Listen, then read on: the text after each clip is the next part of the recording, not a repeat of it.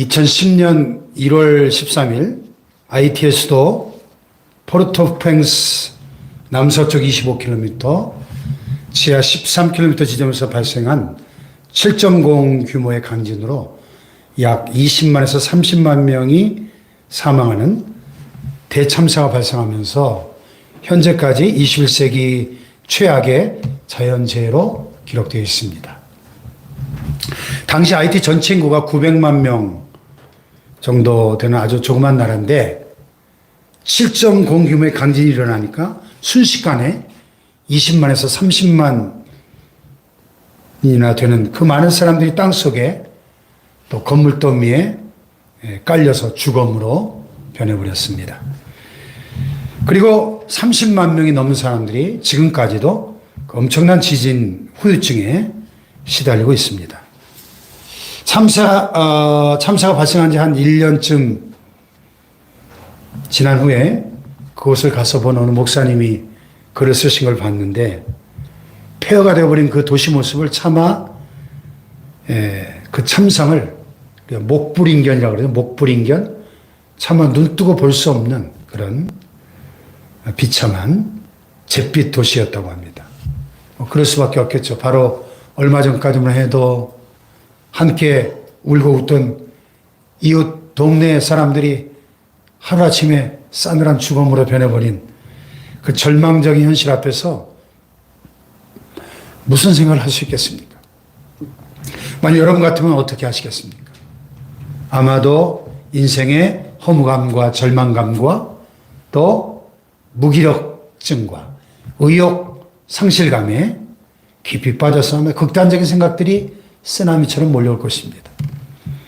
근데 설상가상으로 살아남은 사람들도 전염병 콜레라가 거세게 휘몰아치면서 더 이상 버티기 힘든 모습을 보게 되었다고 합니다. 그 목사님 일행이 콜레라가 창궐하던 그 부즈라고 하는 1200m 고지에 있는 한 마을을 갔는데 그 깊은 산속에 도착한 일행들은 마치 원시시대로 돌아간 느낌을 받았다는 거예요.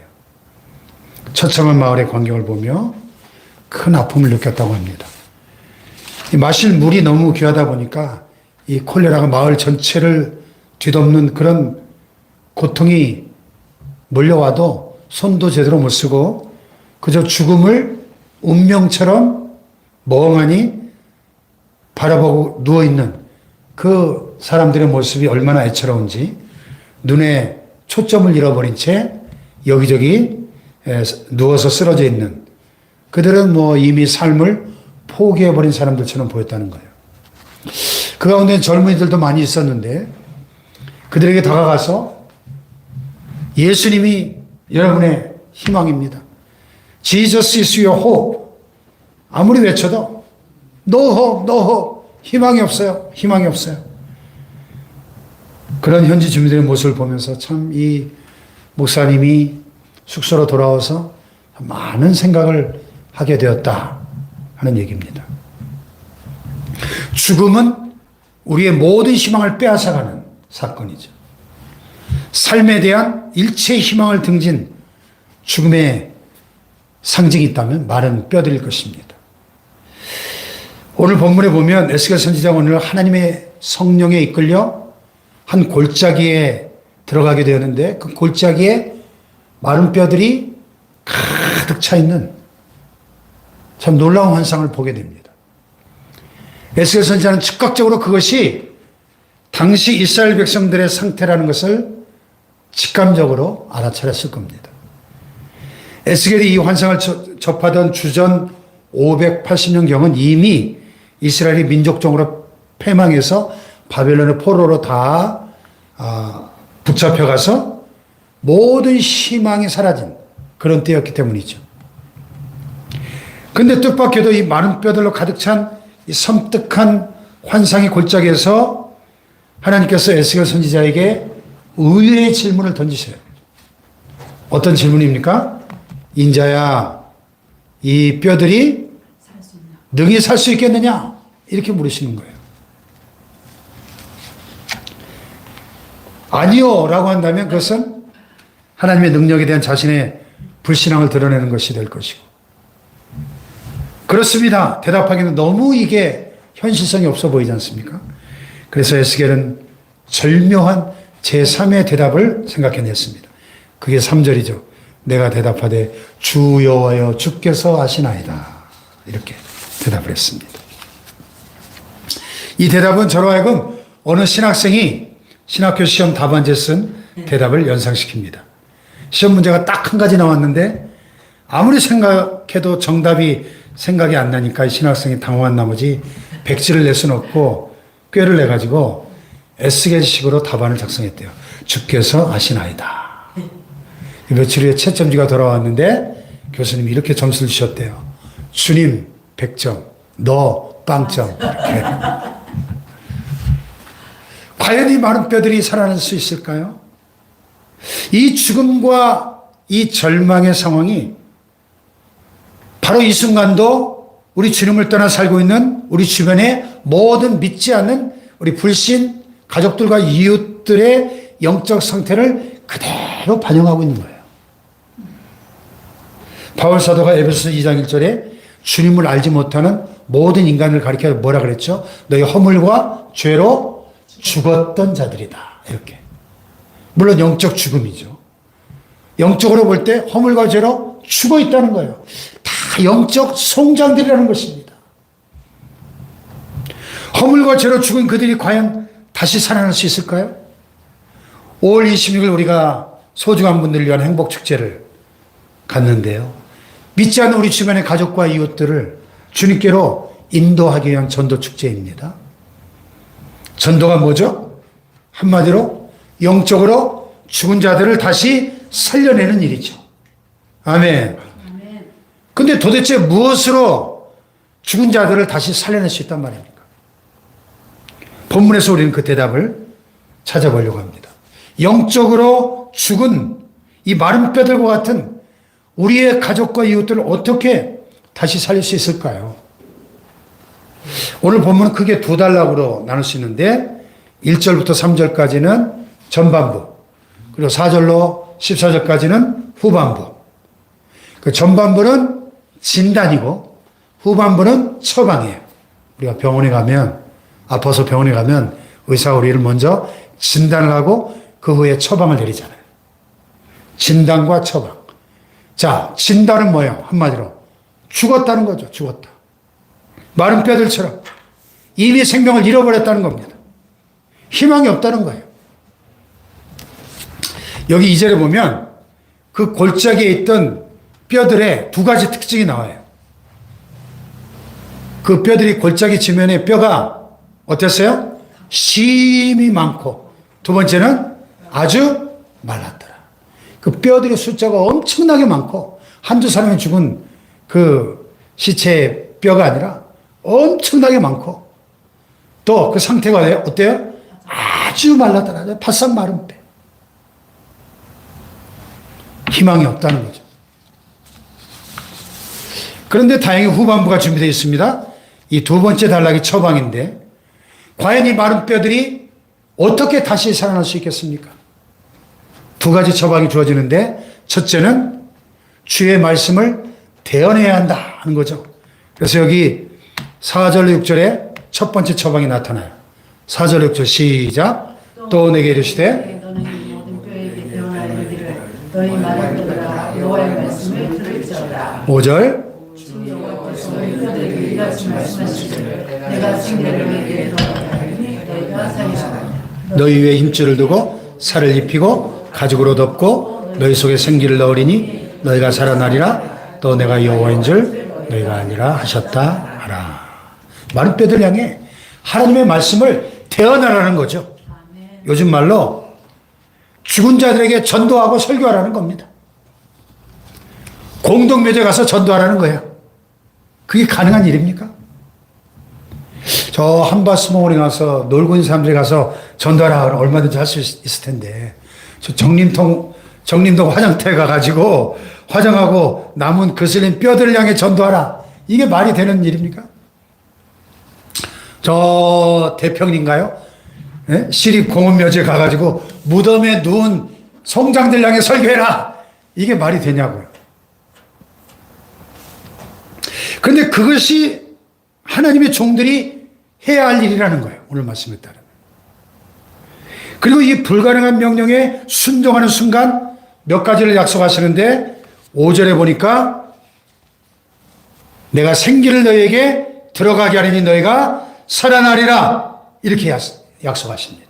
할렐루야. 아멘. 마른 뼈들에게 생기가 임할 것이다.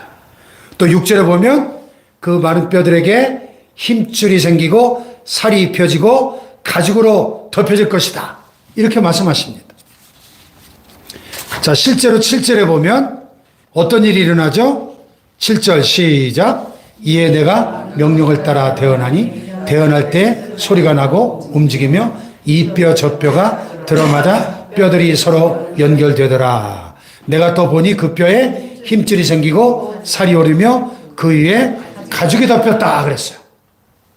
그리고 여기저기 막 무질서하게 흩어져 있던 이 해골떼들이 덜그럭 쏠리면서 자기들끼리 서로 들어맞아 서로 연결되면서 이 인체의 형상을 갖추고 그 위에 그 뼈에 힘줄이 생기고 살이 오르고 가죽이 덮여서 사람의 형체를 갖추게 되더라는 거죠. 하나님께서 말씀하심을 따라서 죽은 자들 향해 하나님의 말씀을 대언하라. 그 말씀에 순종해서 말씀을 선포하는 그 순간 죽은 자들이 다시 살아나는 부활의 기적이 일어나기 시작했다는 것입니다. 할렐루야. 아멘. 예. 사실 저는 이런 기적을 여기서 늘 설교할 때마다 수도 없이 경험하는 사람이에요. 예, 어떤 날은 완전히 공동묘지에 해골떼들 향해 설교하는 심정일 때가 있습니다. 설교가 시작도 아직 안 왔는데 벌써 입신에 들어온 분들도 보이고, 예, 세상살이에 찌들고 지쳐가지고 완전히 삶의 희망을 포기해버린 표정을 앉아 계신 분들 보면 진짜 제 눈에는 마른 뼈들을 보일 때가 있어요. 예. 요즘 이제 막 날이 더워지니까 잠깐만 화초에 물 주는 타임을 놓쳐도 이 화초들이 픽 시들시들 또 물 주면 또 확 살아나고. 예, 설교할 때 제가 자주 경험하는 게 주일 예배 때도 이렇게 들어올 때 보면 지쳐가지고 파김치가 돼가지고 오셨는데 말씀이 선포되는 순간 갑자기 생기가 돋아나고 얼굴에 화색이 돋고 눈가에 눈물이 맺히고 찬양이 살아나고, 예, 이 부활의 기적을 자주 경험하게 됩니다. 할렐루야. 부활한 성도들의 모습을 볼 때 그 보람 때문에 우리 목회자들이 목회하는 거예요. 아멘. 할렐루야. 아멘. 여러분도 동일한 보람을 누릴 수 있기를 바랍니다. 아멘. 5월 26일 행복축제를 통해서 그 보람을 우리가 누릴 수 있습니다. 내가 꼭 전도해야 되겠다 마음먹은 그분들에게 복음을 들려주는 기회를 제공하자는 거죠. 할렐루야. 사랑을 위해 가족과 이웃들을, 친척과 친구들을, 그들이 여기 와서 선포되는 말씀을 통해 살아나는 기적을 보기 원합니다. 아멘. 할렐루야. 아멘. 예? 고구마 전도한 김기동 집사가 옛날에 이런 그 전도 설교를 할 때 보면은, 전도를 강조하면 어떤 여자 그 성도님 와가지고 김기동 집사를 쳐다보면서 집사님, 저희 남편은요, 그 인간은 구제불능이에요. 이런 분들이 있다. 그 인간, 남편도 아니고 그 인간은 구제불능이에요. 이런 분들이 많다는 거예요. 여러분, 정말 불가능할까요? 구제불능일까요? 정말 내 남편이 마른 뼈일까요? 그렇지 않다는 겁니다. 마른 뼈들을 향해서도 하나님의 말씀을 대언해야 된다는 거예요. 대언해야. 할렐루야. 여러분과 제가 할 일은 순종하는 것뿐이라는 것이죠. 겸손하게 있는 그대로의 말씀을 믿고 전할 때 다시 살아나는 부활의 기적이 일어날 줄로 믿습니다. 할렐루야. 아멘. 또 신학교에서 갓 신학교에 입학한 신학생이 이제 수업 시간에 교수님이 성경을 너무 딱딱하게 장황하게 막 신학적으로 설명하니까 답답해졌습니다. 그래가지고 벌떡 일어나가지고 한 손으로 성경을 흔들면서 질문했어요. 교수님, 교수님은 정말 이 성경이 인간을 변화시킬 수 있다고 믿습니까? 그때 교수님이 조용히 이렇게 대답하셨대요. 자네가 그렇게 성경을 흔드는 한 아무 일도 안 일어날 것에 먼저 그 성경이 자네를 붙들어 무릎 꿇게 하는 그날 자네의 성경은 그때부터 인간을 변화시키는 기적을 시작할 것이라고 나는 믿네. 아멘. 할렐루야. 아멘. 그렇죠. 우리가 먼저 이 말씀을 하나님의 말씀으로 믿어야 합니다. 아멘. 우리가 먼저 이 말씀에 순종해야 합니다. 아멘. 그리고 다시 이 말씀에 대한 순종으로 이 말씀을 이웃들에게 대언해야 될 줄 믿습니다. 아멘. 할렐루야. 아멘. 여러분 자신이 직접 전하기 어렵다면 그들에게 이 생명의 말씀을 들을 수 있는 기회를 제공하기 위해서 행복축제를 하는 거 아니겠어요? 아멘. 아멘. 그것이 참된 생명을 잃어버리고 방황하는 영적으로 죽은 송장과 같은 우리의 사랑 가족과 이웃들을 살려내는 하나님의 첫 번째 처방이다 하는 것입니다. 아멘. 할렐루야. 아멘. 두 번째 처방은 주의 성령께 기도해야 된다. 기도. 자, 여기 9절로 10절에 보면 두 번째 처방을 만나게 되는데요. 9절 10절을 볼까요? 시작. 또 내게 이르시되 인자야 너를 생기를 향하여 영하라. 생기에 대하여 이르기를 주여와께서 이같이 말씀하시기를 생기가 사방에서부터 와서 이 죽음을 당한 자에게 불어서 살아나게 하라 하셨다 하라. 이에 내가 그 명령대로 대언하였더니 생기가 그들에게 들어가며 일어나서는데 큰 군대더라. 자, 아까 8절에서 그 말씀이 대언될 때 마른 뼈들이 인체의 모습을 갖추고 힘줄이 생기고 살이 입혀지고 가죽이 덧입혀져서 사람 모습은 되었지만 8절 마지막에 보면 그 속에 뭐가 없다 그랬죠? 그 속에 생기는 없더라. 생기는 없더라. 사람의 모양은 갖췄는데 생기가 없어요. 그래서 이제 두 번째 처방이 9절에 나오는 거예요. 생기를 향해 태어나라는 거죠. 생기야 사방에서부터 불어와서 이 죽음을 당한 자에게 불어서 살아나게 하라. 에스겔이 하나님의 말씀을 대언하니까 생기의 바람이 들어갔다는 거예요. 할렐루야. 생기가 뭡니까? 생기? 성령이죠? 생기를 히브리어로 루아흐. 이 루아흐라는 단어는 생기, 바람, 숨, 호흡이란 뜻이 있고 성령도 루아흐예요.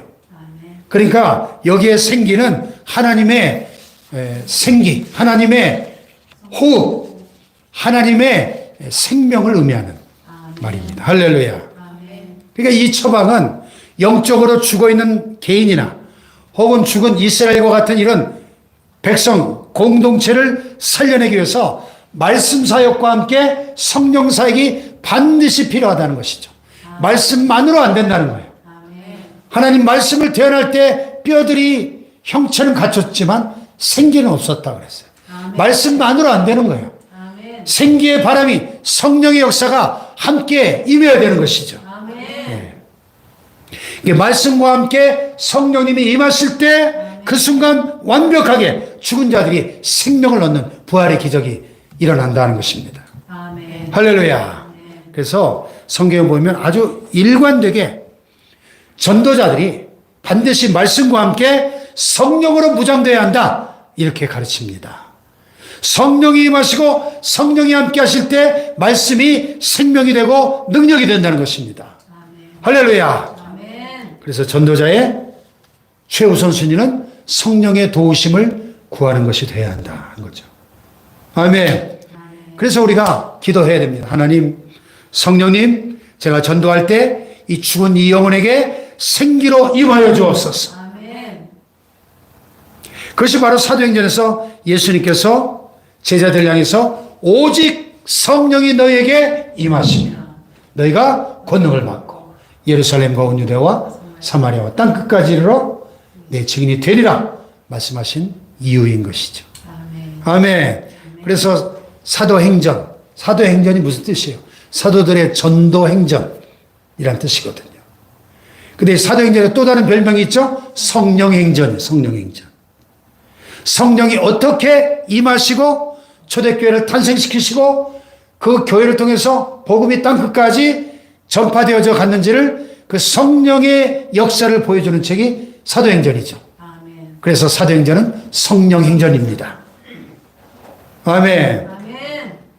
한 걸음 더 나가서 이 사도행전은 처음 사도들이 이 전도의 과업을 완수하기 위해서 끊임없이 성령의 도우심을 간구하는 기도의 모습을 보여줍니다. 아멘. 대표적인 구절이 사도행전 4장 31절에 보면 사내들인 공의 유대 종교 지도자들의 노골적인 핍박 아래서 그들이 두려워하지 않고 담대히 하나님의 말씀을 전할 수 있게 해달라고 합심하여 통성으로 부르짖어 기도합니다.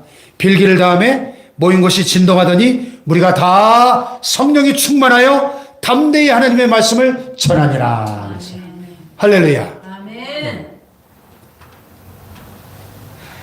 본래 오늘 본문 이 말씀은 바벨론 그 치하에서 포로로 끌려와 생명이 끝나버린 이스라엘의 민족적 부활을 예언하는 환상의 드라마로 주어진 건데 오늘 본문 바로 앞에 보면 에스겔 36장에 이 마른 뼈와 같은 생명이 끝나버린 이스라엘의 회복을 약속하고 있어요.